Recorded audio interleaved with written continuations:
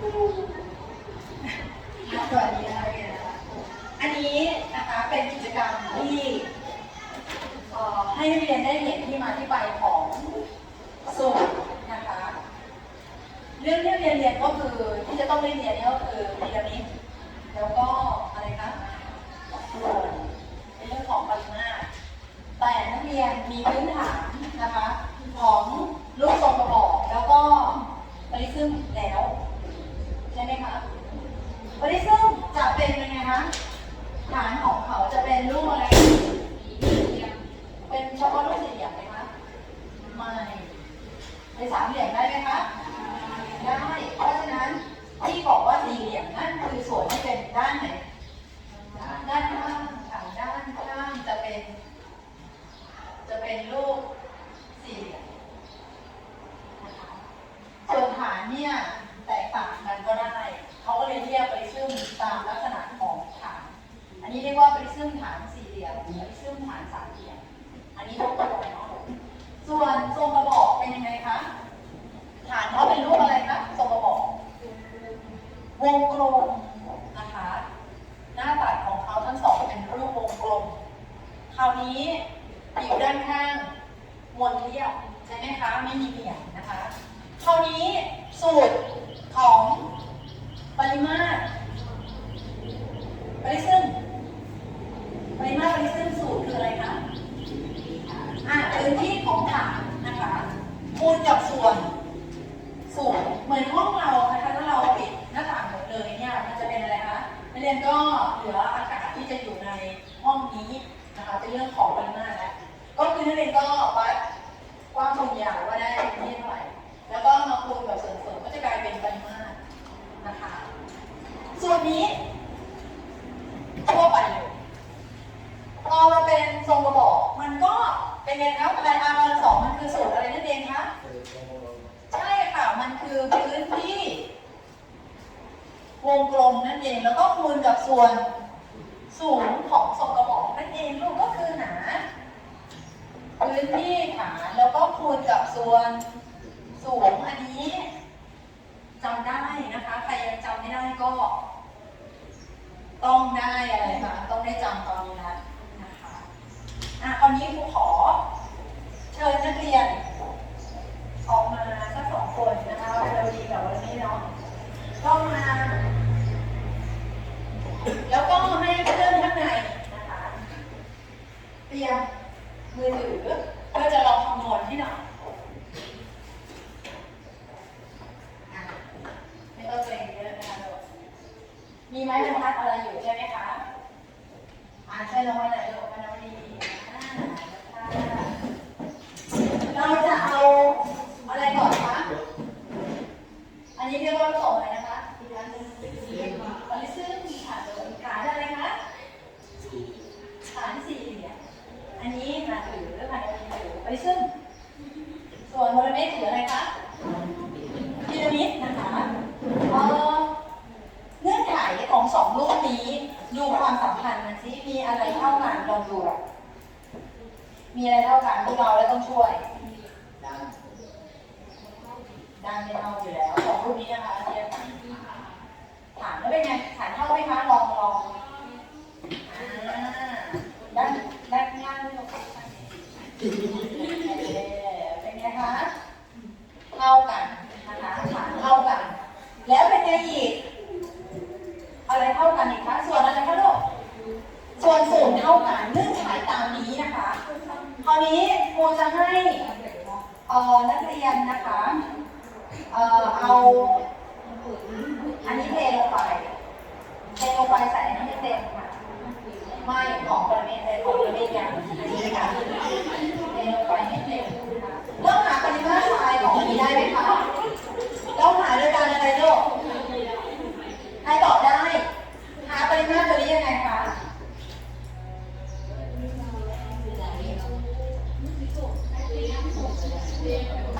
เอาเต็มนะคะเต็มก็ระวังส่วนที่เขาทำแกว่งไว้ด้วยเนาะเดี๋ยวล้นนะคะคราวนี้ให้เพื่อนข้างในเดี๋ยวไม้บรรทัดขึ้นมานี่ก็เลอะเลือนไปหมดแล้วเนี่ยหายังไงคะปริมาตร ปริมาตรทรายหายังไงให้หนูไอวารินหรอลุกค่ะมาวัดให้หน่อยสิว่าเราจะหาปริมาตรอันนี้เท่าไหร่แต่มันน่าจะไม่ได้แบบตัวเลขที่เป๊ะๆเพราะเราต้องวัดอะไรคะเนี่ยไม่ค่ะวัดทำมองไปโอเคแสดงว่าไอวารินมาถูกทางแล้ววัดอะไรกันเนี่ยตอนนี้วัดอะไรของเป็นอะไร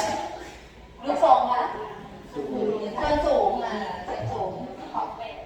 4.8เราเอาลงมาเท่าไหร่ดี5เราจะได้แล้วก็วัดอะไรอีกคะลูกไอวารินเตรียมกดเครื่องคิดเลขนะคะแสดงว่าตอนนี้กำลังจะหาพื้นที่อะไรแล้วนี่พื้นที่หาแล้วแปะไปเลยประมาณนี้นะคะแล้วก็แค่นั้นหรอคะแปะเท่ากันได้อีกด้านนึงเพราะว่าเวลาเราวัดเราต้องวัดด้านยาวด้านกว้างเนาะถ้าเกิดว่ามันเท่ากันก็ด้านคูณได้8แสดงว่าจัตุรัสเนาะ8คูณ8แล้วก็คูณกับอะไรลูกเมื่อกี้สูงเท่าไหร่คะ5 8 64คูณ320ไอซีเขียนให้คุณหน่อยค่ะได้ปริมาตรของปริซึมแล้วเท่าไหร่คะ320หน่วยเป็นอะไรคะเป็นลูกบาศก์เซนติเมตรรบ2รบจุด2คราวนี้นักเรียนเอาไปเทใส่ให้กันพอดีเอาปริมาตรตรงนี้เทใส่ใช่ค่ะ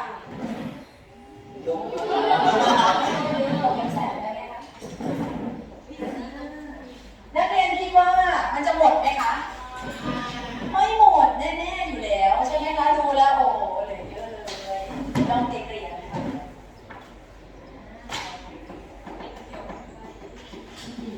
โอเคนะเทใส่ตกลงว่ามันเท่ากันไหมคะสรุปเมื่อกี้เราบอกว่ายังไงนะฐานเท่ากันไหมคะเท่ากันส่วนสูงเท่ากันไหมคะเท่ากันแต่เวลาเราเทแล้วปริมาตรเหลือเพียบเลยนะคะเราเทออกเนาะดูซิว่าในนี้มันจะเป็นกี่รอบที่เทลงไปในพีระมิด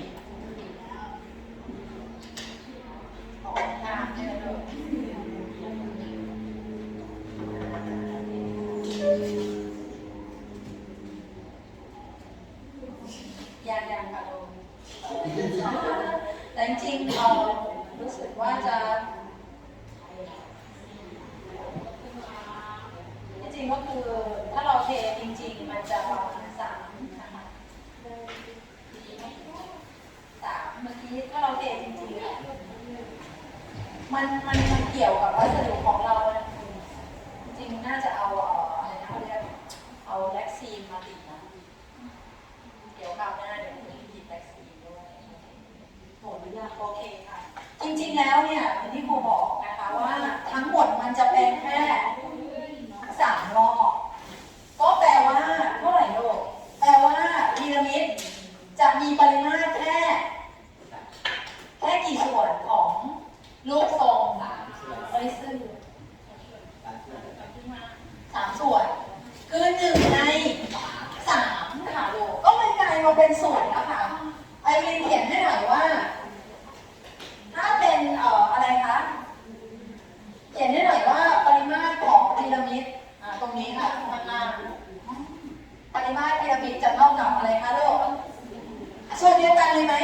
สูตรเดียวกันก็คือปริมาตรพีระมิดจะเท่ากับ1/3ของอะไรนะปริซึมก็แปลว่า1/3คูณอะไรคะปริมาตรของทรงปริซึมคืออะไรนะพื้นที่ฐานคูณสูง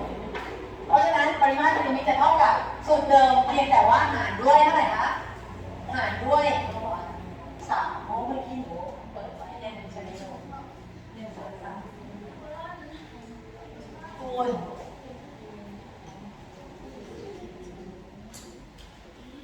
นั่นเองก็แปลว่าอะไรคะเราก็วัดฐานของเขาว่าเท่าไหร่นะคะด้านนี้ก็ต้องเพียร์แล้วก็คูณกับส่วนสูงก็ต้องเป็นไงคะวัดจากจุดยอ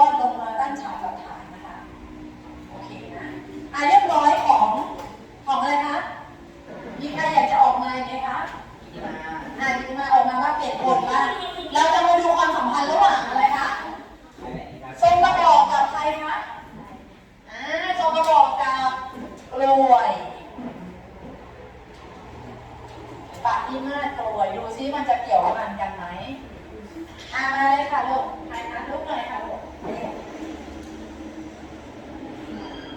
ลูกนิดหน่อยลูกค่ะ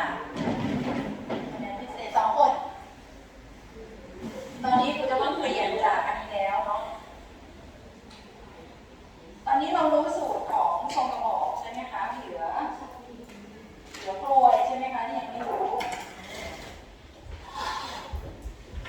นักเรียนดูนะคะนักเรียนต้องเทอะไรคะเทอันนี้ลงไปให้เต็มทรงกระบอกใครจะมาวัดนี่ไอวานมาวัดทรงกระบอกให้หน่อยว่าเราจะหาปริมาตรทรงกระบอกเมื่อกี้ลืมนักเรียนคะลืมว่าตกลงว่าอันนี้คือปริมาตรซึ่งพอเป็นปริมาตรของนี้จะเหลือเท่าไหร่คะก็เอาอะไรหารลูกหาร3ก็320นะคะ3 1 3 3 6 18ก็ประมาณ106กว่าใช่ไหมคะ106ได้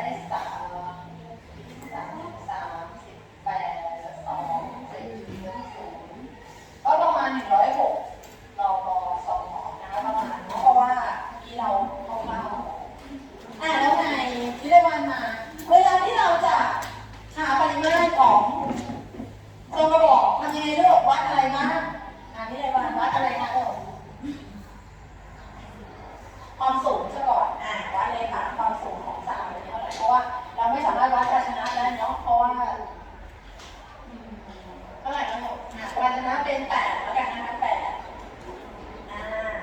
เขียนให้หน่อยค่ะว่าด้านโน้นสูงคือ8ค่ะแรงกว้างแล้ววัดอะไรอีกคะลูกเอาหนูอานาวดีมาวัดให้หน่อยวัดอะไรอีกคะอานาวดีไม้บรรทัดเราอยู่ไหนมาเลยค่ะนี่วัดอะไรคะวัดอะไรได้วัดพื้นที่ฐานนะคะฐานก็คือวัดอะไรเอ่ยดูวัดที่มาได้ที่ไหนวัดนะคะเราวัดข้างล่างไม่สะดวกเราก็วัดข้างบนเพราะเราเป็นหน้าฐานเท่ากันอยู่แล้วเท่าไหร่ก็เส้นผ่านศูนย์กลางก็คือเท่าไหร่นะ8ไหมคะนี่มันขอบเลยนะ8.5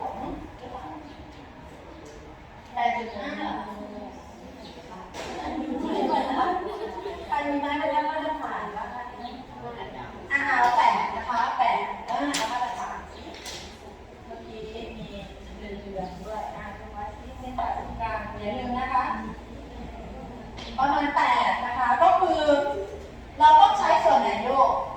เส้นผ่านศูนย์กลาง8แต่ในนั้นเนี่ยตัว R คืออะไรคะ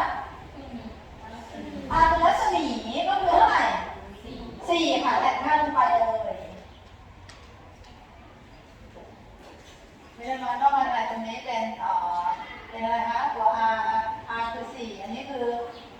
4กำลัง2แทน4กำลัง2แล้วก็คูณกับใครคะส่วนสูตรเท่าไหร่ลูก8ค่ะก็คูณ8เข้าไป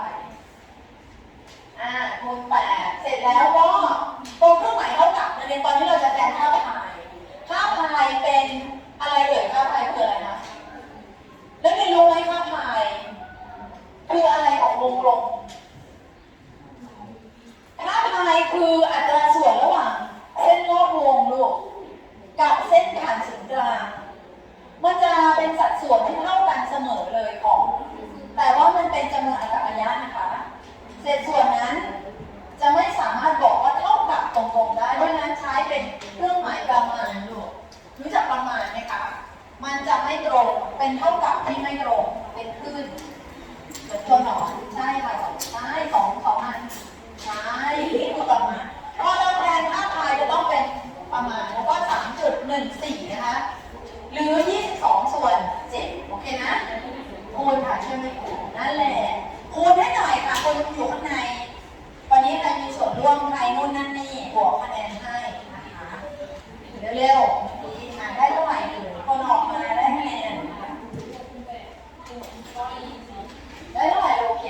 ยน ลงไม่หมดในรอบเดียวอยู่แล้วนะคะเดี๋ยวเราเอาให้เต็มๆนะดูเมื่อกี้ไม่เข้าใจเท่าไหร่โอเคนะคะเราโอเคเทลงเลยค่ะเทเก็บก่อนตกลงว่าโอ้โหเหลือกันเยอะเลยนะคะมันไม่เข้าแน่ๆเทลงไปเลยค่ะเทเก็บต่อไปเราลองเท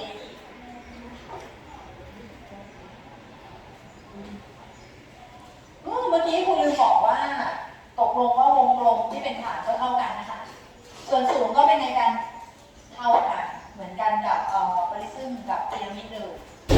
เยอะๆเลยค่ะเยอะๆให้มันได้สักฐานสิไหวไหมจากการทดลองที่มาตรฐานนะคะก็จะได้ลงกี่ครั้งในเราได้ไหมลูกได้ไหมโอ้โหมาตรฐานยังไงคะคนเทได้นะคะเอาปรบมือหน่อยนะคะตกลงแล้วเหมือนกันเลยค่ะใช้สูตรเดียวกันกับทรงกระบอกนะคะเพราะฉะนั้นก็ปริมาตรของส่วนก็จะเป็นแค่กี่ส่วนคะของทรงกระบอกหนึ่งส่วนเขียนเลยค่ะเท่ากับเขียนให้คุณหน่อยเท่ากับ1/3 pi r กำลัง2 h สูตรเดียวกันเลยเป็นไงคะการที่นักเรียนได้เห็นที่ไปที่มาของสูตรแบบนี้ทำให้จำง่ายขึ้นไหมคะตกลงเราใช้สูตรเดิมของปริซึมและทรงกระบอกเลยเพียงแต่ว่าพอมันแหลมนักเรียนเห็นประโยชน์ยังคะโดยมากเขาจะใช้เวลาจำหน่ายสินค้าดูใหญ่แต่จริงๆแล้วปริมาตรเป็นไงคะน้อยไหมน้อยเขาไม่กล้าที่จะมาขายไอศกรีมโคนแสนนี่ให้เราในราคาเท่ากันหรอกค่ะแต่เขาต้องการเป็นไงคะให้มันดูใหญ่แต่ว่าก็ได้ประหยัดลงหน่อยแล้วก็จำหน่ายได้ในราคาที่มันไม่สูงมากถ้าใส่นี้เต็มๆเลยแล้วถ้าใครอยากลดความอ้วนเวลาที่เลือกก็ต้องเลือกอะไรนะไอศกรีมที่มันเป็นกลวยอย่าไปเอาแบบเป็นเอาเลยนะเป็นแก้วนะคะภาษาบ้านเราก็จบน่ารักค่ะคราวนี้มาเรื่องของทรงกลมเอาแล้วคำนี้ทรงกลมจะมีที่มาที่ไปมันจะเกี่ยวพันกับเรื่องของทรงกระบอกอันนี้ไม่ใช่ทรงกลมเต็มๆใช่ไหมคะมันเป็นแค่ครึ่งอะไรคะลูกครึ่งทรงกลมค่ะครึ่งทรงกลมลบกระดานให้ครูหน่อยดีๆเนาะอันนี้จำได้แล้วใช่ไหมคะทบทวนหน่อยข้างในก็ข้างนอกก็บอกนะคะปริมาตรปริซึมสูตรคืออะไรคะลูกคูณสูงพอเป็นพีระมิดปุ๊บนะคะฐานเท่ากันส่วนพื้นที่ฐานเท่ากันนะคะส่วนสูงเท่ากันจะเป็นแค่เท่าไหร่คะ1/3คูณพื้นที่ฐานคูณสูงพอเป็นทรงกระบอกค่ะทรงกระบอกเป็นไงคะลูกเป็นไงคะpi r กำลัง2 h นะคะpi r กำลัง2คือสูตรพื้นที่วงกลมอยู่แล้วนะคะ pi r กำลัง2 h พอเป็นกลวยจะเป็นอะไรคะ1/3 pi r กำลัง2 h เห็นไหมคะเพราะฉะนั้นนักเรียนจะเห็นแล้วความสำคัญก็จะทำให้นักเรียนจำง่ายขึ้นเนาะคราวนี้นักเรียนมาดูเรื่องของปริมาตรทรงกลมค่ะวันนี้เริ่มเติมเข้ามานะคะ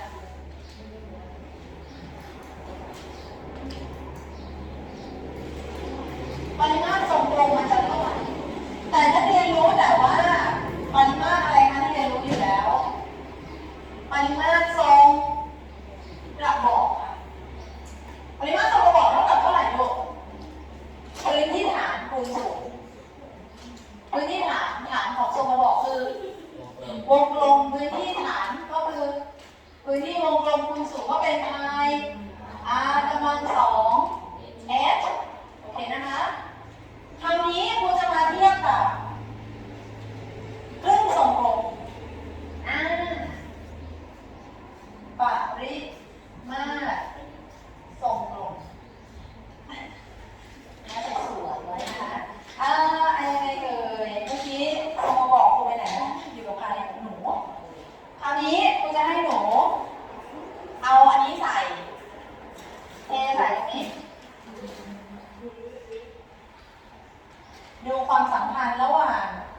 ริมาตรของครึ่งทรงกลมทำให้เต็มเลยอย่างที่อยากได้เลยนะ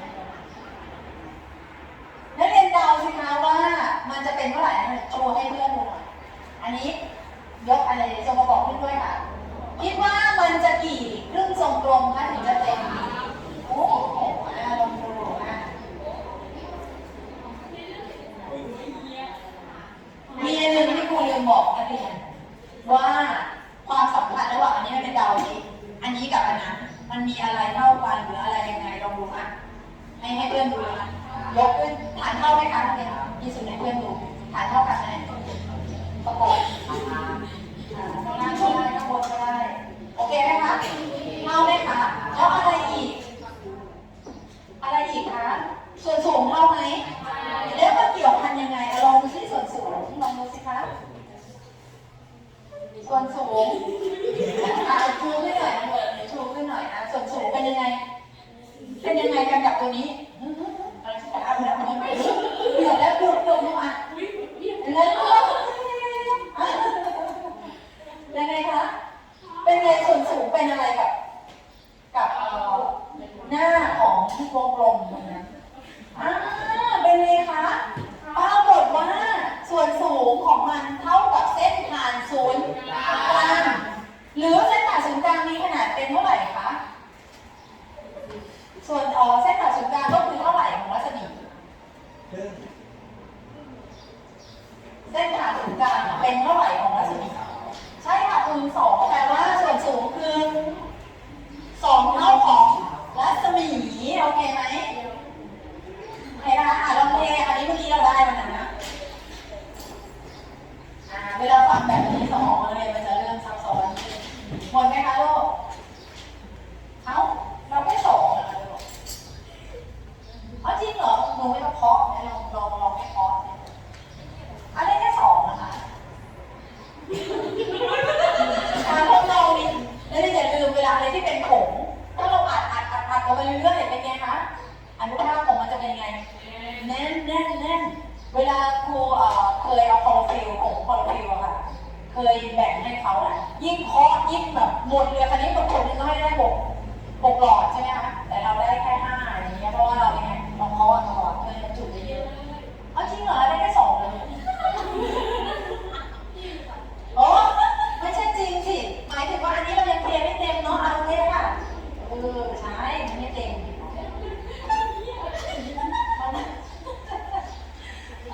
ยังไม่เต็มไงเท่าไหร่แล้วนี่2 ครึ่งทรงกลมแล้วค่ะ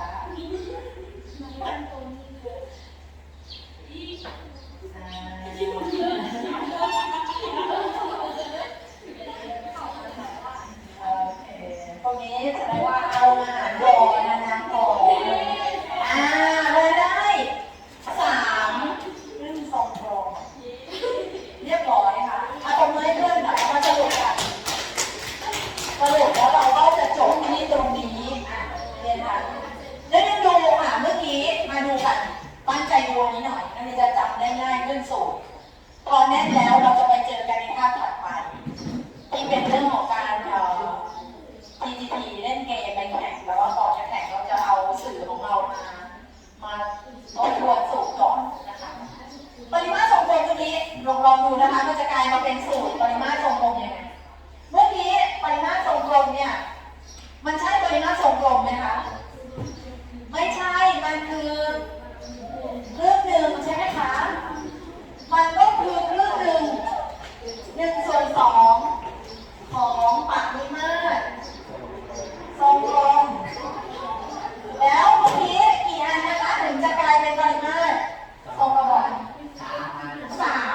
เพราะฉะนั้นต้องคูณ3ใช่ไหมคะคราวนี้ไอตัว R เมื่อกี้มันเกี่ยวกันยังไงกับของทรงกลมนะคะเมื่อกี้ R คือส่วนสูงคือเท่าไหร่นะคะของอันนี้เมื่อกี้อันนี้ส่วนสูงมันคือเท่าไหร่คะคงไม่ได้หมายถึง8คงหมายถึงว่ามันคืออะไรลูกมันคือ2 เท่าของรัศมีใช่ไหมคะถ้าเราไม่ได้วัดเนี่ยมันเมื่อกี้เราบอกว่าอันนี้มันเท่ากันแสดงว่า